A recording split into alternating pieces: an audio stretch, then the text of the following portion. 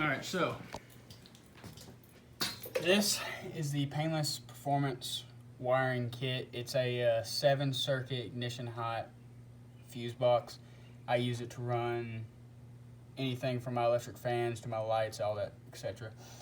So it ain't the cleanest, but it's definitely cleaner than just a bunch of crap attached to the battery. So basically I have all the negatives attached to a bus bar, most of the positives attached to a bus bar, and then that way it's only 1 and 1 on the battery terminals.